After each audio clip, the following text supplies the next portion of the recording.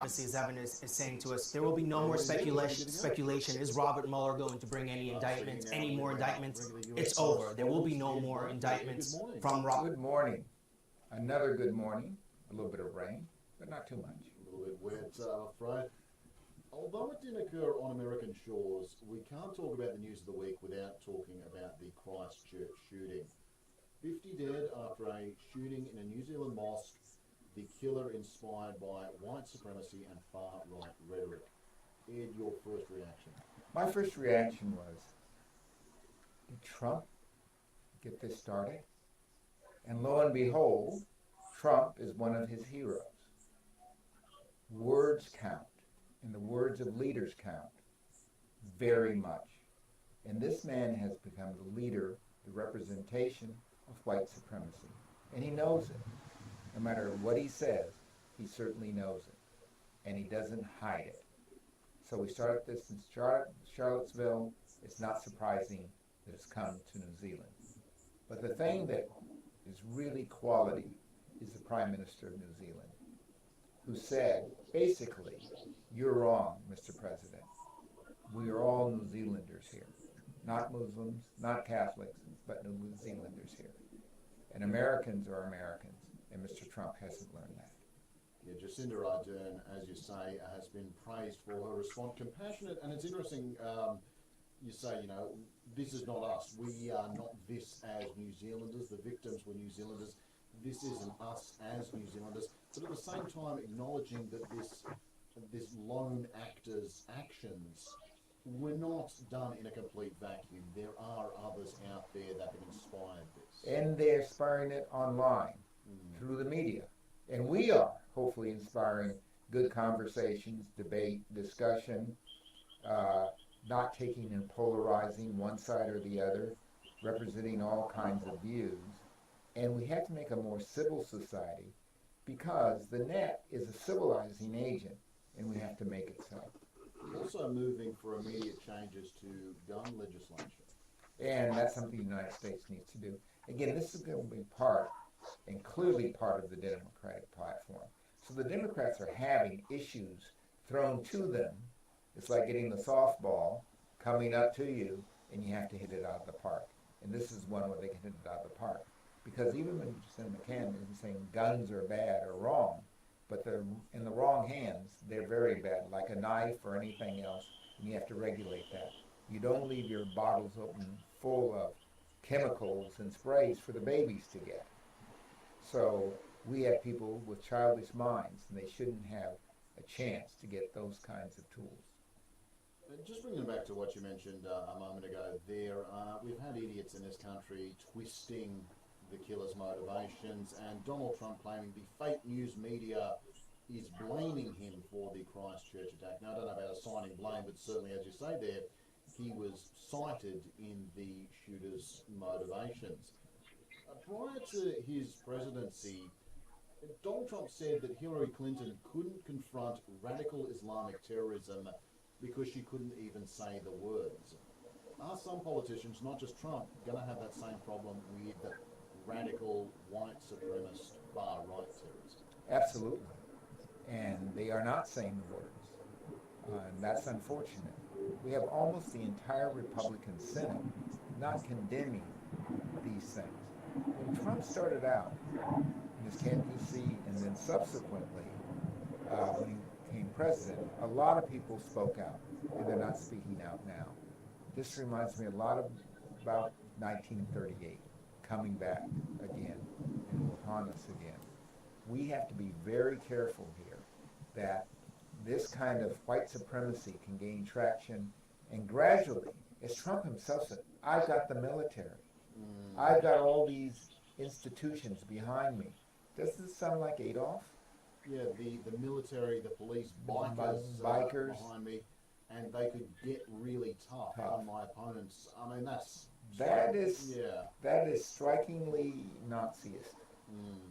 And it's been walked back a little bit this week after the Christchurch shooting, but not enough.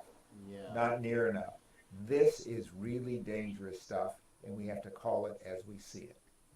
Just before we move off some of Trump's comments like these, He's also spent the week going after individuals like George Conway, husband of Kellyanne Conway, and the departed opponent John McCain. Combined with those comments about violence, Ed, Trump looks like a Section 8 case at this point. It really is a new low each and every week. He can't get low. He's the definition of low.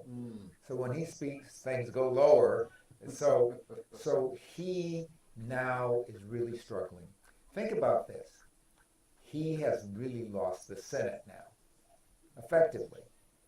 All the votes, big votes that come to him, that had to go through the Senate, he's lost them.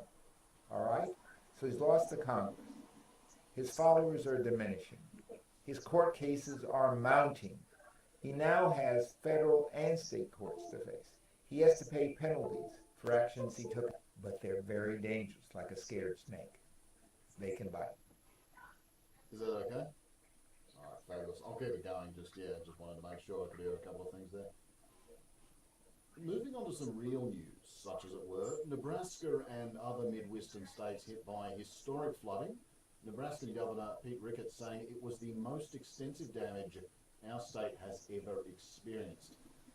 You know quite a bit about flooding, Ed. What's this one look like to you? Well, this is a case where the president didn't say Puerto Rico, has not put money aside for events like this. As a matter of fact, he wants to take money from this very same budget for his wall.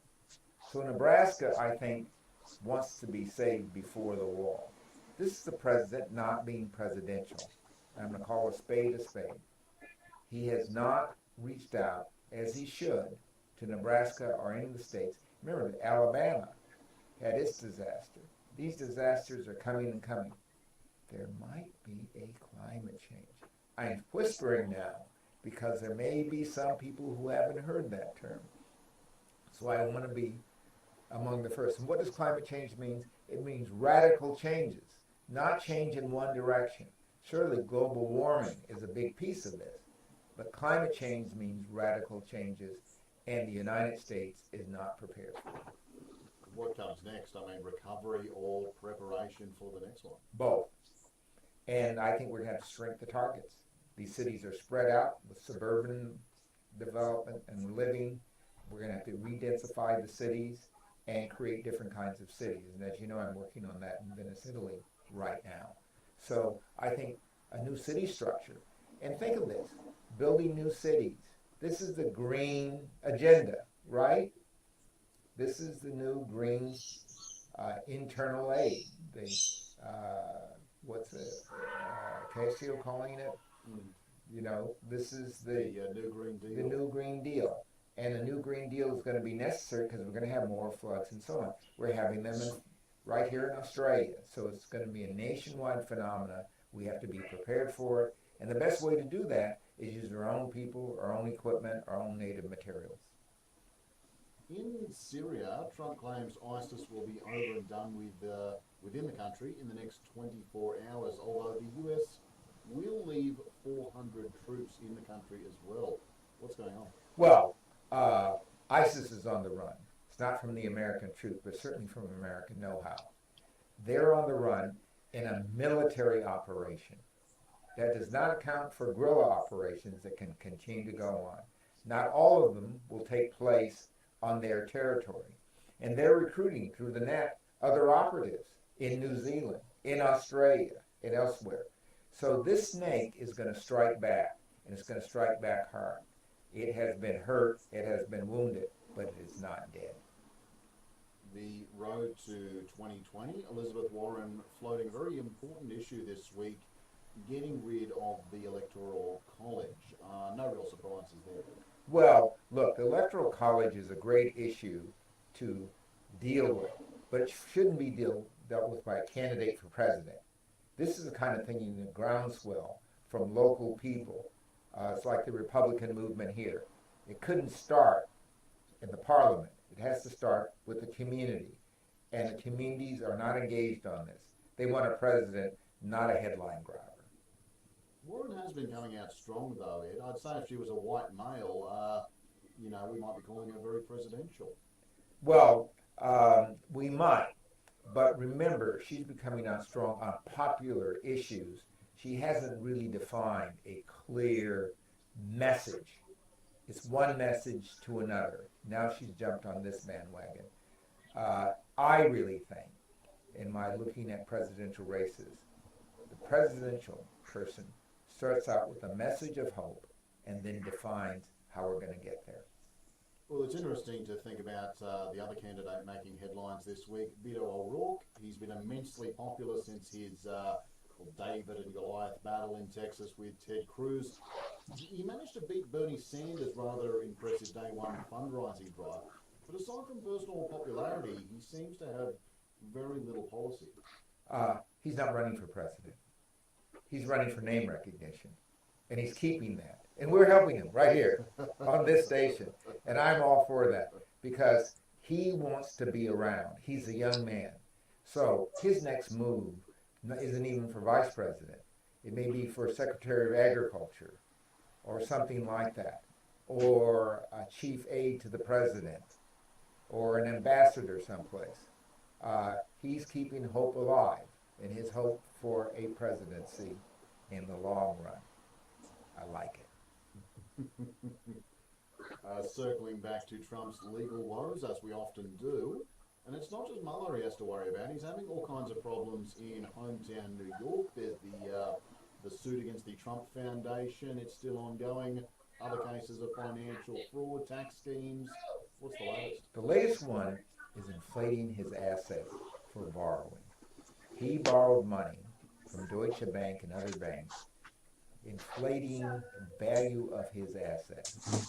That is a crime, a state crime and a federal crime. Because as a federal crime, these are federally chartered banks. So when you inflate your assets, you've created fraud. Federal fraud and state fraud. And New York has the most severe penalties for this because of what they call the RICO Act.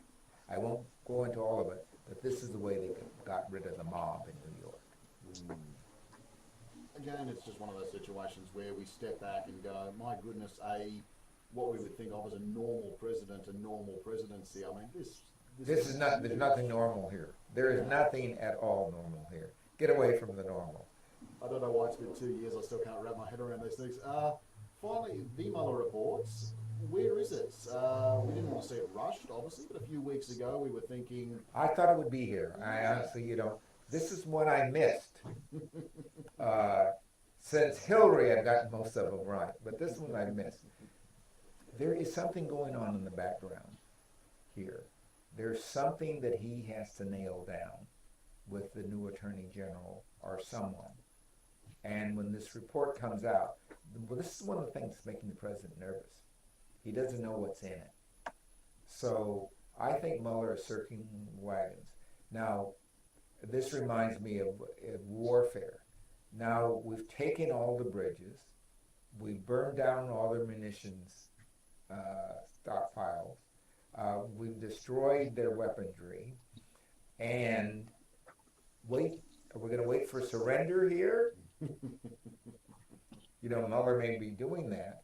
Or he says, I just knock out a few more of the people, and those will be his relatives, and it doesn't matter what he does after that. Blitzkrieg on the old Trump family. Blitzkrieg on the Trump family.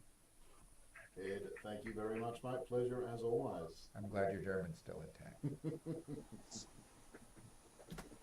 Fantastic. Good fun.